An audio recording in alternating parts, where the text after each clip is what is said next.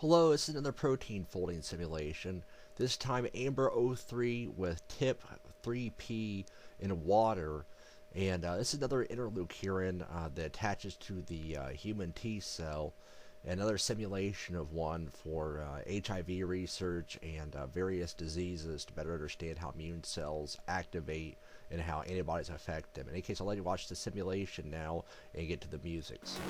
We wanna pretend that we know it all. We wanna pretend that we know it all.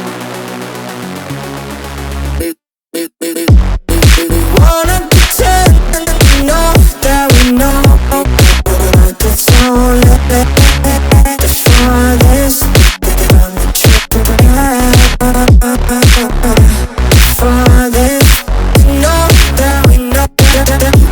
We wanna pretend that we know